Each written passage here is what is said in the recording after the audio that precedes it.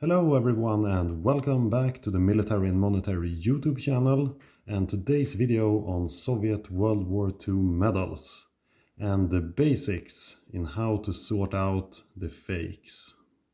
So this is going to be yet another collector's tutorial and we are going to go through the basic characteristics of a fake Soviet World War II medal, hopefully helping you to save some money.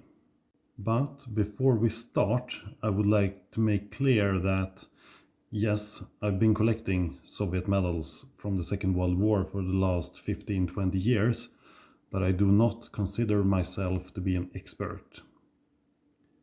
Meaning that what we're gonna talk about in this video is going to be the real basics. There are a lot of books about this topic, there are a lot of real experts, but I'm gonna try to teach you the basics. So, what are we going to speak about? Well, we're gonna speak about the eyelet, the details and the hanger. And we're gonna start with the eyelet. Here we have two Soviet medals. We have the medal for the defense of Leningrad and we have the medal for the victory over Japan. So let's start talking a little bit about how a medal is constructed. First we have the hanger with a ribbon. We have the connection ring. We have the eyelet and the medal itself. So the eyelet is this part. When it comes to medals awarded for deeds or valor during the Second World War, you have three different types of eyelets. Let's take a look at them. The first one is this version. This is the variation 1. And as you can see, the eyelet is a separate piece from the medal soldered in place. You can see the remains of the soldering and the small gap in the eyelet itself. The second part, or the second variation, is this one. This is the U-shaped ring. The eyelet itself is a part of the medal and is filed down, grinded down on the front and back. Looks like this. And the second one is the variation 3. We don't have a Soviet World War II medal with this variation. I'm gonna use this one. They look the same basically. You have the eyelet being part of the medal, made in order to look like a variation 1.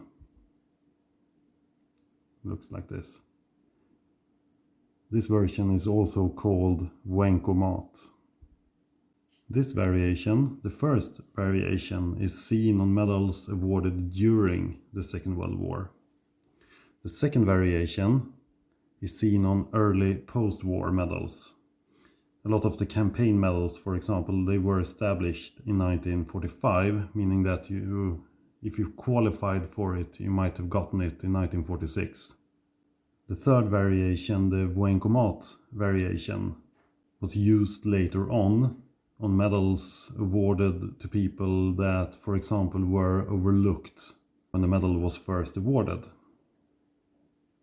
Now, why is this important? Well, the eyelet itself is a part that a lot of people making fakes have a little bit of trouble imitating. Let's take a look at this medal, the Königsberg medal. Now this is quite a crude replica, a really horrible one to be honest, but it serves its purpose. Because if we look at the eyelet of this medal, let's take a closer look again.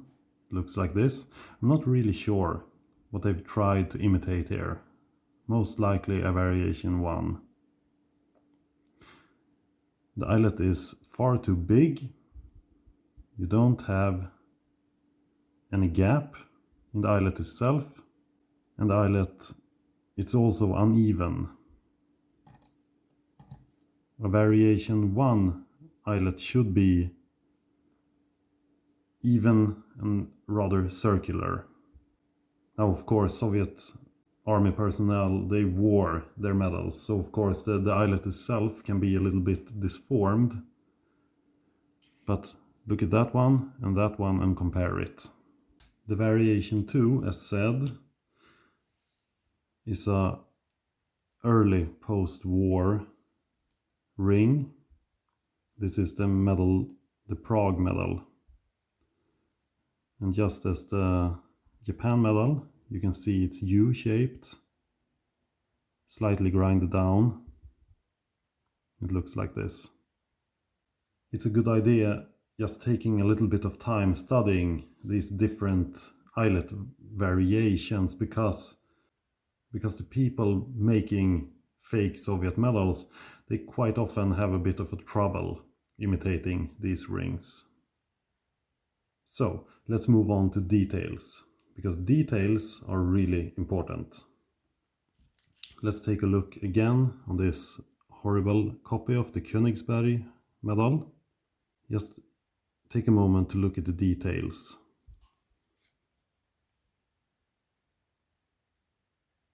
I'm gonna compare it to an original. How do you make a medal? Well, you don't cast it, you mint it. So what you do is that you take a circular piece of metal, and then you have the motif of the medal engraved on a separate piece of metal or a stamp that you then use to press the motif onto the metal, the circular piece. Meaning that the details, they turn out very high quality and very crisp. Now, of course, a medal can be worn. It can have patina. One example is this Stalingrad medal. Let's take a look at it. This one have absolutely certainly been worn, maybe in the field. And as you can see, it have a heavily patina, but you can still see the remains of the high quality details underneath.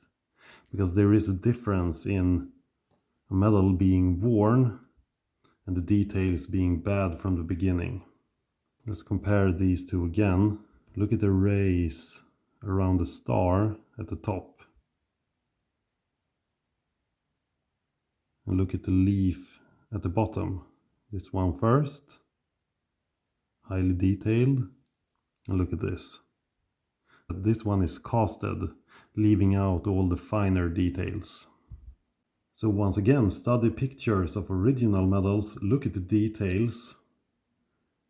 Because when you cast a medal, it's incredibly difficult to get all those fine, intricate little details to be correct. We're gonna continue with this monstrosity and look at the back, because here we have another detail that's interesting.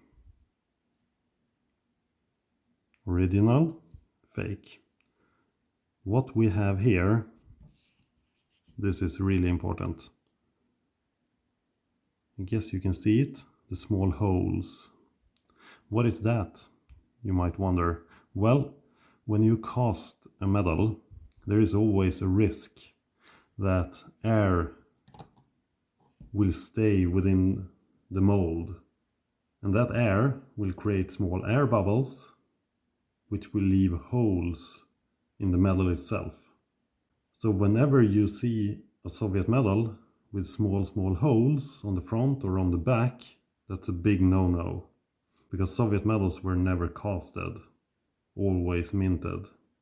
Speaking about details and the back of a medal, just gonna lay them out and show you. There have been discussions about this, I'm aware of that. But if you have a medal where the front motif is perfectly aligned, like this one, the star is aligned under the eyelet, but if you turn it around, and find out that the motif on the back has a completely different angle, that's a bad sign. It can differ a little bit, that's perfectly fine, but if you find a medal that differs like 10, 15, 25%, that's not a good thing. So if the front looks aligned and the back have an angle like that, you should really consider it. Some claim that we're simply talking about errors during the original production, while some claim that people producing fake medals actually have the original tools to make them, but didn't pay attention, placed the pressing pieces in different angles, and produced a lot of medals. So it's important to take everything into account. Well, let's continue looking at the back. This is a question that I do get a lot, and it's about the hangers of the medal.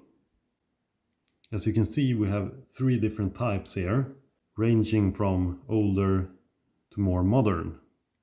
Let's take a quick look at them. This is a Leningrad medal awarded during the Second World War, and this is a typical Second World War hanger. It's made of metal in 2 pieces, as you can see. You have a back piece and a front piece, kept together by these small prongs, and you have a separate needle. The second type is this brass type, made in 1 piece with a separate needle. You can see the kind of gold brass color. And then you have this one, the aluminum version. Quite often seen on medals from the 60s, 70s, 80s. So the question is, if I have an original Leningrad medal from the Second World War, but the hanger is made of aluminum, is the medal fake? What do you think? Well, the question is no, not necessarily. And why is that? Well, just like a lot of other armies, the Soviet army during the Second World War, if you were awarded with a medal for bravery or the Leningrad medal, you actually wore it on your uniform. In the field, during combat, and so on, meaning that the hanger itself, with the ribbon attached to it, quite often got damaged. And what do you do when it's damaged? Well, you simply replace it. And that was always an option for people having been awarded with medals. You could have pieces replaced, if lost or damaged. So let's summarize. Take some time and study the eyelets and the different variations of the eyelets. Secondly, pay attention to the details. Soviet medals from the Second World War are just like coins, very highly detailed. And apart from that, it's also important to look for these small holes caused by air bubbles. And last but not least, the hanger itself. It can be replaced, it's perfectly fine, and the same goes with the ribbon as well, of course. And that, my friends, is all for now. If you liked the video, please leave a like, please comment, and please, of course, subscribe to my YouTube channel. In fact, I actually have a Patreon nowadays. Check out the description if you're interested about that. Either way, thanks a lot for watching.